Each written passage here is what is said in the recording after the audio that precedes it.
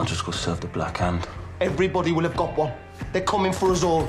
These men will not leave our city until the whole family is dead. This was all my fault. It was me that shot the old man. John's dead because of me. So you're gonna take my boys and you're gonna bring them to the ring in seconds. Yeah, Tommy Shelby was right about you, wasn't he? Yeah, hugging him. It was solid, man. Cerita diawali dengan melanjutkan episode sebelumnya yang pada saat itu Thomas menemui Alfie di ruangan belakang. Di pertemuan itu, Alfie memberitahu Thomas bahwa dirinya akan berpindah di kota Margate, Inggris, di mana kota itu adalah kota yang indah layaknya surga yang cocok untuk menenangkan diri menurut Alfie. Setelah pembicaraan itu, Thomas diminta Alfie untuk menemuinya di dermaga saat pertandingan telah selesai. Lonceng telah dibunyikan. Tanda pertandingan telah dimulai. Ronde pertama pada pertandingan, Goliath telah mendominasi serangan. Serangan demi serangan ia arahkan kepada Bonnie yang cukup kesulitan menahannya.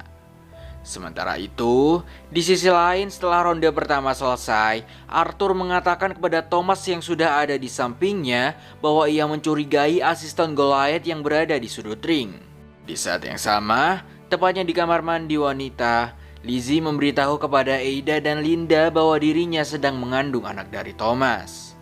Mendengar hal itu, ia disambut dengan baik sebagai anggota baru keluarga Shelby nanti. Serta Polly menegaskan bahwa menurut penglihatannya nanti, bayi Thomas berjenis kelamin perempuan dan ia meminta Lizzie untuk menamainya dengan nama Ruby Shelby. Di pertandingan, pandangan Arthur terus-menerus dialihkan oleh salah satu asisten Goliath yang ia curigai. Arthur yang sangat yakin mempunyai firasat buruk terhadap orang itu. Ia langsung mengikutinya ketika orang itu meninggalkan tempat pertandingan. Arthur terus membuturinya hingga sampai ke sebuah lorong dan berakhir di sebuah kamar mandi. Sementara itu, Thomas yang pada saat itu di pertandingan melihat juga asisten Goliath yang lain juga pergi meninggalkan tempat pertandingan. Melihat hal itu, Thomas yang juga khawatir dengan kakaknya yang belum juga kembali, langsung pergi mengikutinya juga. Serta, Polly juga pergi mencari Thomas dan Arthur yang tidak ada dalam pertandingan. Arthur yang telah sampai di sebuah kamar mandi, ia lalu menyiapkan pistolnya dan menyusuri tempat tersebut. Namun, tiba-tiba seseorang yang dicurigainya mencekiknya dari belakang menggunakan kawat dengan sangat keras di bagian lehernya hingga ia tak sadarkan diri. Ya, orang itu merupakan suruhan Luka yang dibawa Alfie ke pertandingan tinjunya. Mendengar suara tembakan dari kamar mandi, Thomas langsung pergi menuju ke sana dan langsung menembak anak buah Luka. Thomas yang bertemu Polly di sana menahannya untuk tidak bertemu Arthur yang sepertinya sudah meninggal. Kembali ke pertandingan, Bonnie yang sebelumnya tidak bisa berkutik akibat serangan Goliath ternyata bisa membalikkan keadaan dan berhasil menumbangkan lawannya. Dengan menumbangkan Goliath, ia berhasil meraih sebuah kemenangan. Namun di tengah perayaan kemenangan Bonnie, Thomas yang telah kembali ke tempat pertandingan langsung menaiki panggung ring tinju dan mengumumkan kepada seluruh orang yang berada di sana bahwa sang kakak telah meninggal. Arthur telah meninggal, jasadnya dibawa menggunakan karavan melewati Small Heath. Sambil semua warga di sana memberikan bunga untuk menghormati kematiannya. Melihat suaminya telah meninggal, Linda yang sedang menggendong sang buah hati tampak sedih meratapi kepergiannya. Sebelum upacara pemakaman Arthur dilaksanakan, di rumah judi, Michael yang telah kembali dari kelompok Aberama, ia diminta Thomas pergi ke New York, Amerika untuk mengurus bisnis di sana. Thomas tampaknya kesal kepada Michael karena seperti kalian tahu, Michael tidak memberitahunya bahwa dirinya pada saat itu akan direncanakan dibunuh oleh Luka Cangreta. Malam harinya, di kantornya Thomas meminta akses telepon di luar negeri, tepatnya di Amerika Serikat. Keesokan harinya, upacara pemakaman Arthur telah dimulai. Arthur dikremasi di tempat yang sama seperti John, yakni di tempat terbuka. Namun, ketika api mau dinyalakan, terlihat seorang wanita berjalan menghampiri mereka sambil membawa bendera putih. Terungkap, wanita tersebut merupakan ibu dari Luca Cangreta. Thomas lalu menghampirinya dan mengatakan kepadanya untuk menunggunya menyelesaikan upacara pemakaman kakaknya. Upacara telah selesai, lalu Thomas mempersilahkan ibu Luca berada di rumahnya. Maksud kedatangannya adalah untuk menyatakan kemenangan anaknya atas keluarga Shelby, yang dimana dengan kemenangan itu Thomas diminta untuk menyerahkan dan memberikan seluruh harta bendanya serta bisnisnya ke tangan Luca Cangreta. Thomas diancam jikalau ia tidak memenuhi permintaannya, satu persatu keluarganya akan diburu oleh anaknya. Mendengar hal itu, Thomas dengan rela menyetujuinya. Sementara itu, di tempat lain, tepatnya di kota Camden, markas gangster Yahudi pimpinan Alfie Solomons, Luca beserta anak buahnya sedang mengunjunginya. Kedatangan Luca di sana sebenarnya adalah untuk membunuh Alfie sehingga bisnis Alfie menjadi milik Luca. Alfie yang sudah tahu akan hal itu ternyata sudah meninggalkan tempat tersebut untuk menyelamatkan diri, tetapi ia merelakan bisnisnya diambil oleh Luca. Kembali ke Thomas, ia terlihat menyiapkan dokumen kepemilikannya yang nantinya akan diserahkan kepada Luca.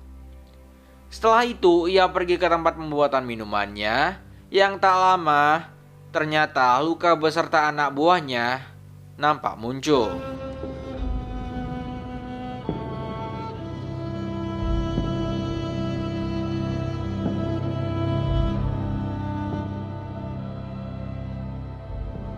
Thomas cuma bisa terdiam sambil mendengarkan penjelasan Luca yang menyuruhnya untuk segera mendatangani dokumen kepemilikan.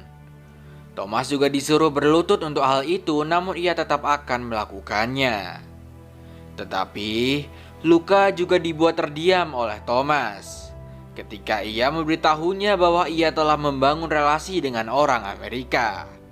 Seperti kalian tahu, pada saat itu Thomas telah meminta akses telepon di Amerika yang ternyata itu semua untuk menelepon Alphonse Capone, atau biasa dikenal dengan Al Capone, yang dimana ia merupakan gangster besar Amerika yang memimpin era pelarangan sindikat kejahatan. Thomas meminta bantuan Al Capone untuk melawan Luca dengan cara mengambil alih anak buah Luca. Dengan imbalan ia akan diberikan sebagian bisnisnya. Mengetahui anak buahnya telah berpaling darinya, Luca langsung mengarahkan pistol terhadap Thomas. Beruntung, Thomas berhasil menangkisnya dan mereka pun saling tonjok-menonjok. Singkatnya, Thomas berhasil mengalahkan Luca. Setelah itu, secara tidak terduga, Arthur muncul secara tiba-tiba. Di sini terungkap bahwa Arthur sebenarnya tidak meninggal. Ternyata kematian Arthur adalah akal-akalan Thomas untuk menyebab Luca Cangreta. Luca yang melihat Arthur yang masih hidup kaget akan hal itu. Dengan Luca di hadapannya, Arthur langsung menembakkan peluru tepat di bagian kepalanya.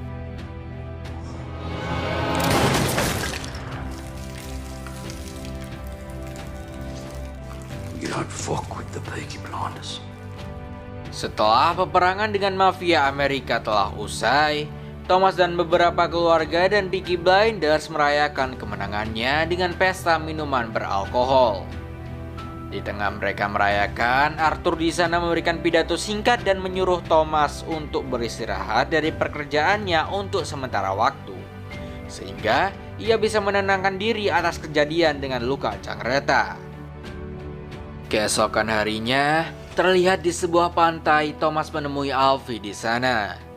Di sana, Thomas secara terang-terangan mengatakan kepada Alfie bahwa dirinya akan segera membunuhnya.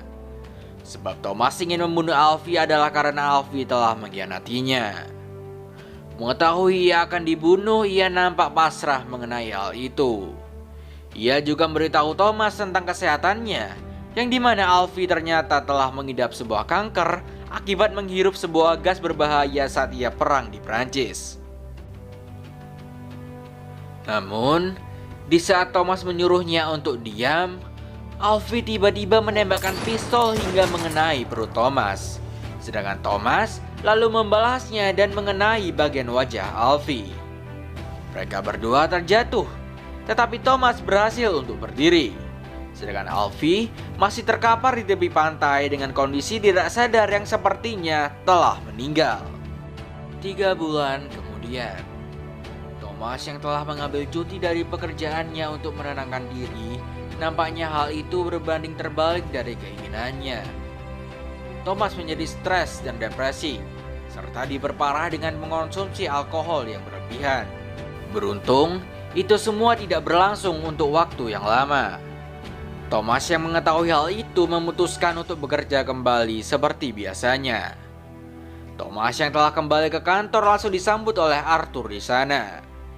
Di sana, Thomas memberitahu Arthur bahwa ia memiliki sebuah rencana ke depannya. Lalu, ia juga memberitahu Polly akan hal itu. Lalu, ia pergi ke pabrik untuk menemui Devlin, manajernya, untuk memberikan pekerjaan terakhir, yakni mengantarkan suratnya ke Jesse Eden. Setelah menerima surat dari Thomas, Jesse langsung menuju ke pabrik Thomas. Di sana, Thomas mengatakan kepada Jesse bahwa ia memutuskan untuk mendukung prinsipnya dengan memperjuangkan Partai Komunis dan revolusi.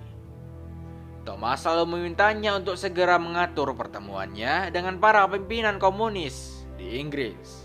Tersanjung dengan keputusan Thomas, Jesse langsung memberikan nama seseorang bernama Casey Douglas, yang dimana ia adalah pemimpinnya. Malam harinya, sebagai bentuk terima kasih kepada Thomas, Jesse memenuhi permintaan Thomas untuk berhubungan badan dengannya. Keesokan harinya, terlihat Thomas memasuki gedung pemerintah yang dimana ia akan bertemu dengan Arthur Beegee. Pertemuan itu ditujukan untuk memberikan informasi kepadanya tentang seseorang yang berpengaruh dari Partai Komunis. Namun, sebelum memberikan nama orang tersebut, Thomas meminta imbalan untuk hal tersebut. Terungkap bahwa Thomas menginginkan jabatan sebagai anggota parlemen, yang dimana nantinya dengan posisi dan kekuasaannya sekarang yang mewakili Partai Buruh, Thomas mampu menghentikan revolusi nantinya.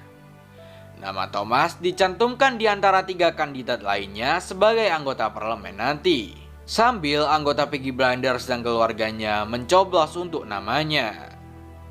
Singkatnya, pencoblosan sudah selesai dan sekarang waktunya untuk mengumumkan siapa yang terpilih. Thomas ternyata unggul jauh dengan perolehan suaranya dengan angka 48.564 suara. Dengan begitu, Thomas secara resmi menjadi anggota parlemen Britania Raya. Dan semua keluarganya senang akan hal itu. Di sini juga terungkap bahwa Lizzie telah melahirkan anak perempuannya yang diberi nama Ruby Shelby sambil Thomas menggendongnya dan menuruni tangga. Film pun selesai. Ending yang cukup bahagia.